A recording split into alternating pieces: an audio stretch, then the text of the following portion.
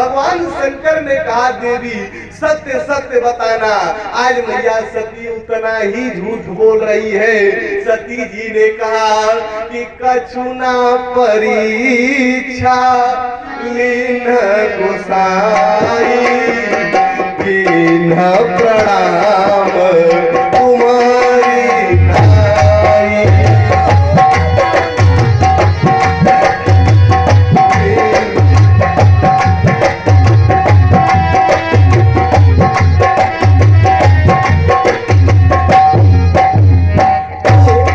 भगवान शंकर ने कहा अच्छा देवादिदेव महादेव पहली बार अपने जीवन में सती से कहे कि सती झूठ मत बोलना, सत्य सत्य बताना। आज भगवान शंकर ने पहली बार कहा और पहली बार ही मां सती झूठ बोल रही है। निवेदन करूं, हमारी माताएं बैठी हुई है, कभी भी आप अपने जीवन में अपने पति से झूठ मत बोलो।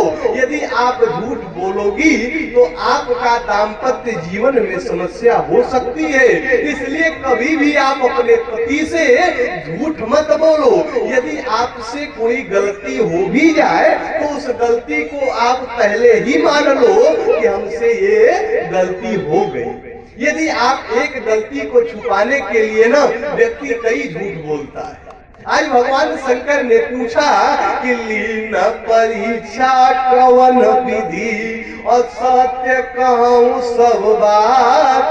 तो सती जी क्या कह रही है कि कछु न परीक्षा लीन गोसाई अकिन प्रणाम तुम्हारी नाई। जिस प्रकार से आपने प्रणाम किया था उसी प्रकार से मैं भी प्रणाम करके चली आई।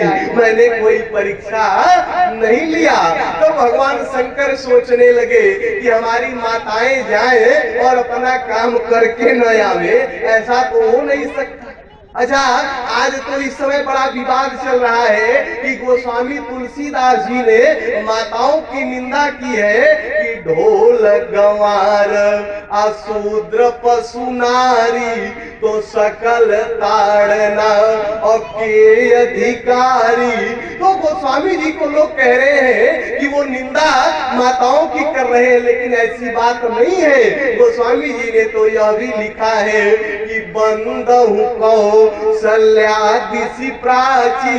तो ये अर्धाली किसी को नहीं समझ में आएगी, लेकिन वो अर्धाली जरूर याद आ जाएगी। लेकिन पापा ने कभी माताओं की निंदा नहीं किया, बल्कि गोस्वामी जी ने तो कह दिया कि नारी निंदा मत करो और नारी सुख की खान और नारी से पैदा हुए राम कृष्ण हनुमान। तो ये लोग हम लोग जो आज पैदा है ये माताओं की कृपा से है। ये माताओं का हम लोगों के समाज में ना बड़ा उपकार है। इसलिए एक संत ने कहा कि बन साथ पिया के न जाती सिया।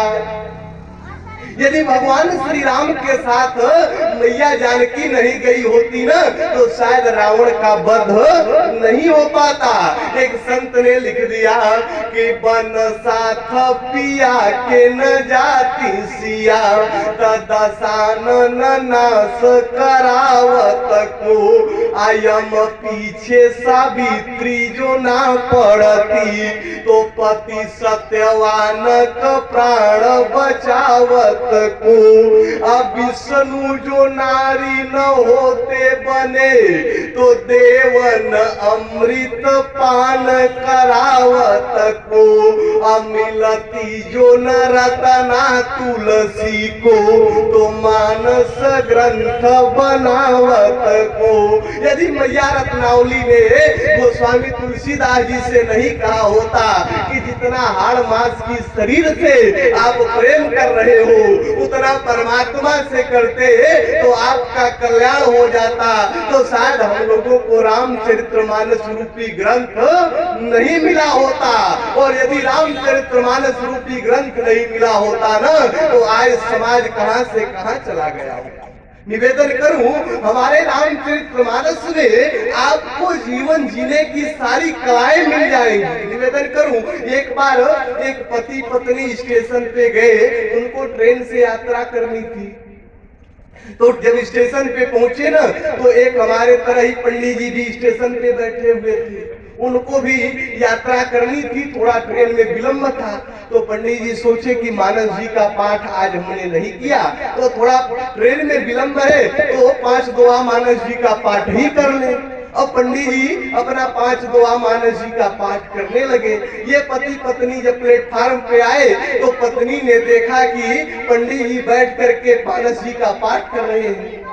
पत्नी ने कहा कि देख रहे हो अपने पति से जमाना कितना आगे चला गया, पूरी दुनिया डेवलप हो गई, लेकिन उसके बाद भी ये लोग पूजा पाठ में ही लगे हुए हैं। आजकल तो लोग पूजा पाठ को अंधश्रद्धा कह रहे हैं।